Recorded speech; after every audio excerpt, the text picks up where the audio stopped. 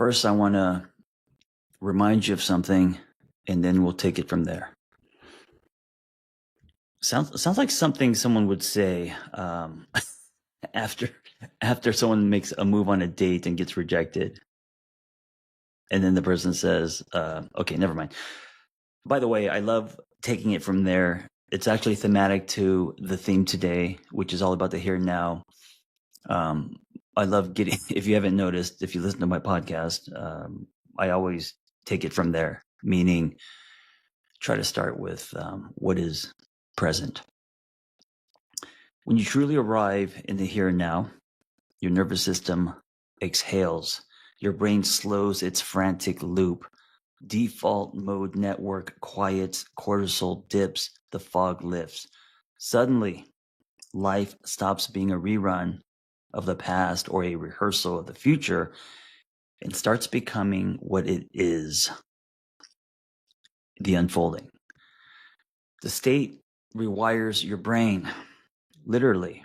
New neural pathways form around awareness instead of anxiety, around gratitude instead of grasping.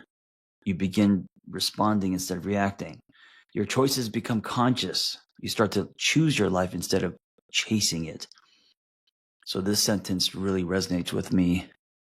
Spent most of my life chasing instead of choosing. Spent most of my life chasing instead of attracting. And I've never put effort in the here and now. I never practiced presence. It was always about the plan, right? Never about the presence. And in this stillness, which is actually, I think at the very top of my list as far as what I'm working on, stillness, the universe has something to work with. Now, this is really interesting. I love this idea that when you're still, you are then channeling. When you are still, you are a conduit. When you are still, you become a sharper radar. And now the universe will meet you there. Right now, the universe has something to work with. And when you are in fight or flight, freeze, chaos, when you are numbing, running, hiding, disconnected from self, you're slippery. The universe has nothing to work with. Because you're no longer manifesting from fear, lack, or frenzy when you are still. You're pulling from wholeness. You're not begging for more. You're vibrating as enough. Think about that. You're vibrating as enough. And I think so many people struggle getting there because of our stories. I mean, how many people do you know, including yourself, who believe that they're enough? A lot has to happen. a lot of journeys have to happen for, just because of the world we live in, for us to believe honestly that we are enough. And I gotta say, at 52, I think I'm starting to get there. You're not begging for more, you're vibrating as enough. I think also when you really believe you are enough, your vibration, your frequency is a lot higher. And it makes sense, right? Because if you believe that you're not enough, then you're going to fill that not enoughness with other things that are external. So whether that is a relationship or things, and by doing so, you will never feel enough. And if you don't feel enough, the universe has less to work with. But if you get to a place where you are vibrating on that level, and I know that people dip, I know that it is not only a practice, but there's an ebb and flow to it, right? It's not a light switch. And just because you did amazing work or a lot of work on yourself doesn't mean that growth isn't cumulative. It doesn't mean that every day is going to be you vibrating on some high frequency. I don't think that's possible, because we're human. We snap back, and that's all part of it, and it's okay. But if you do vibrate as enough, you being enough, what you attract shifts. people, opportunities, alignment, and not because of magic or some woo-woo shit, but because you changed your frequency by changing your presence. Here and now is not a place you visit. It's a doorway to the life you say you want. And every time you return to it, you're not escaping the world, you're shaping it. Oh, man. Every time you return to the here and now, every time you get out of your head, every time you stop playing the past or dwell on the future, you are shaping your life. Think about that. And also think about how many times or how many minutes, how much of your day are you in the here and now? I would say for most people, very little, right? From the time the alarm goes off and we're rushing to work, sitting in traffic, we are either consuming, whether it's a podcast or music, or we're consuming something to make us feel, and that isn't always a bad thing, right? Music's amazing. Podcasts are amazing, right? We're feeding our need to our intellectual need / entertainment need, whatever that need is. And those aren't bad things, but we do a lot of that. We're scrolling, checking DMs, all of that, and then we get to work, and now we're working. So now logic's kicking in. There's tasks, there's emails, there's strategy, board meetings, all this stuff. And while we're doing this, we're also thinking about shit in the past, right? We're thinking about what just happened last night in our relationship. We're thinking about the friend that didn't call us back. We're thinking about all of that. And then we're thinking about the future. Where is this job leading to? Who am I going to be? We're thinking about goals, right? And we're trying to do better. We're logging our food in apps. We're trying to meditate. We're trying to get our fitness in. We're trying to drink more water. All of this is happening. And then we get home and we're tired and we're thinking about dinner. And if you have kids, that's a whole nother thing, right? Of responsibilities. And then we do some bedtime. We read a couple books to our children or child. And then what do we have left? An hour or 30 minutes? And usually we spend that with our partner. And if you're single, maybe you give yourself, I don't know, some time, half an hour, an hour, and then you got to get to bed because you got to get up early. Because if you want to be responsible, you're up earlier than when you work, so you could get in your fitness or your journaling or whatever. And that's it. Then we're off. Then the next day comes, and there's very little time to be present. So what you have to do is, because it's hard to change our days, right? We got bills to pay, we got mouths to feed, we got taxes, right? So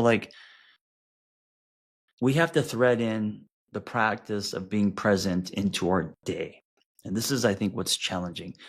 Not everyone can skip out of work to go to a meditation class, right? Not everyone can work from home and design a schedule that works for them. Not everyone can create a space to be present. So you got to get it in when you can. You got to thread it into your life. I remember when I was at one of the lowest points in my life in a job I hated. And it was a job where I would have to write my name to check out if I had to go to the bathroom. Like if I had to pee or take a shit, I had to sign out. That's it tells you what kind of bosses I had, right? They ran that shit like with an iron fist. It was horrible.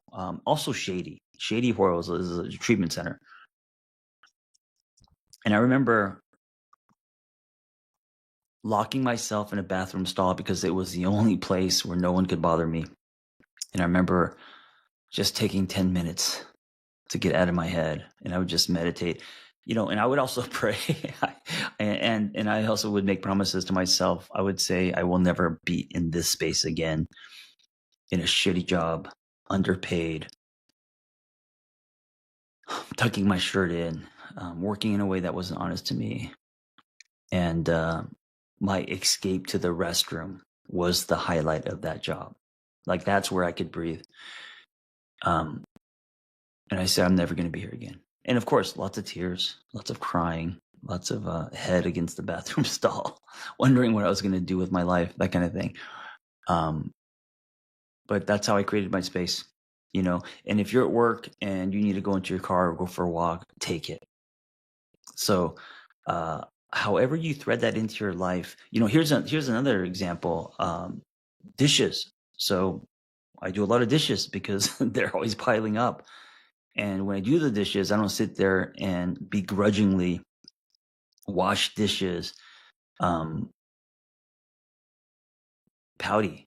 I actually try to turn my dial from it being a chore to it being an opportunity to be present. So like getting really mindful. There's something about cleaning the dishes that I like. Now, I hate doing laundry, but dishes, I actually enjoy it. It's kind of therapeutic.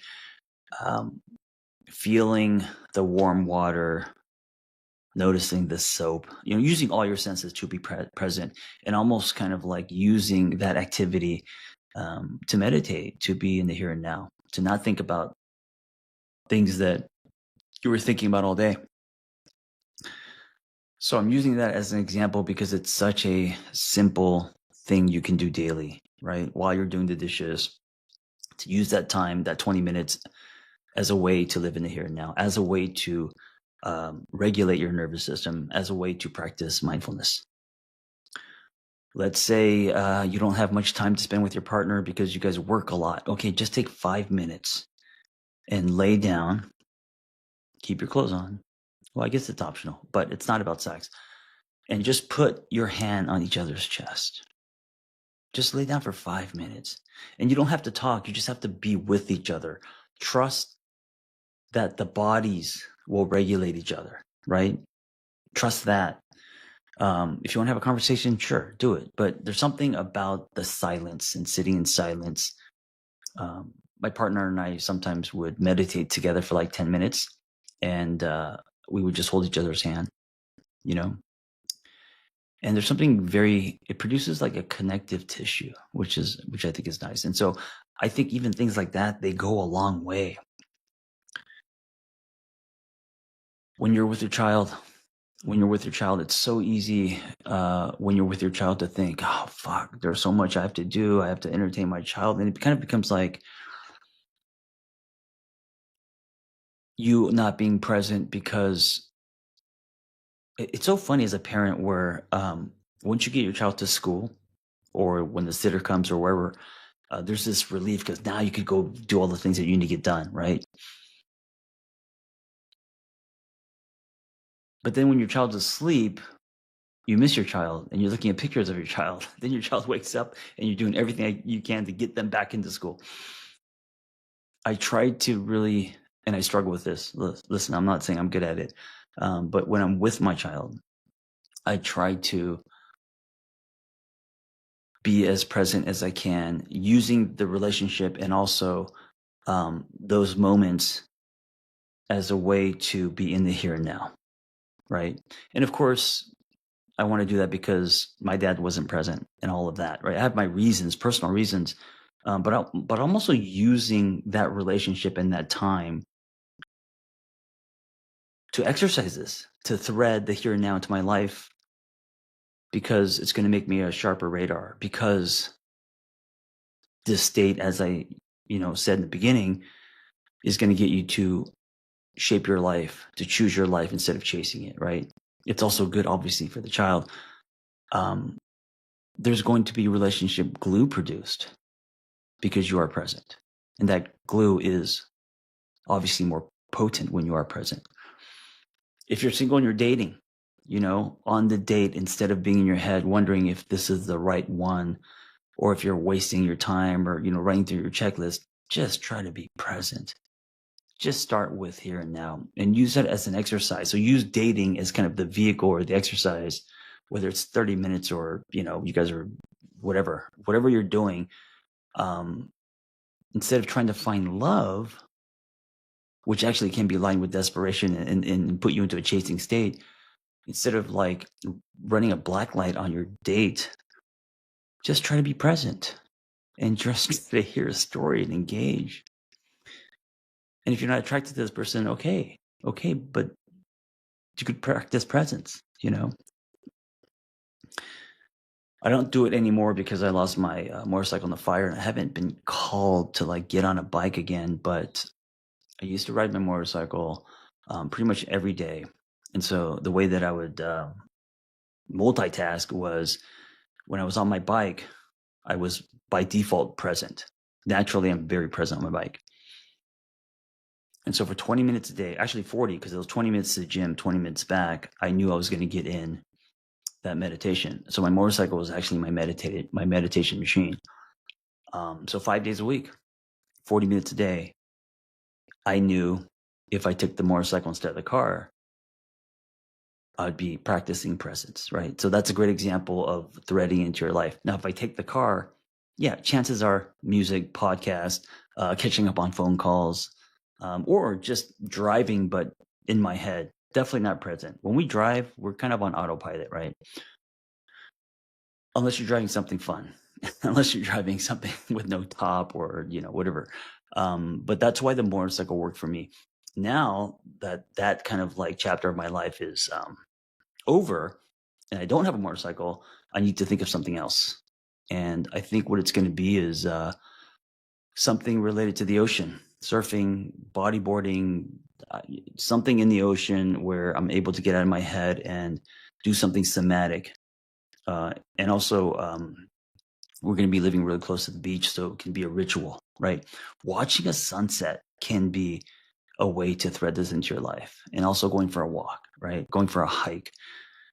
Also, on the other extreme, a hard 2-hour fucking workout that puts you on your back, that can also be extreme a space for presence, a lot of people find it's like that runner's high when you run and you get to a point maybe 7 minutes in where you actually you're like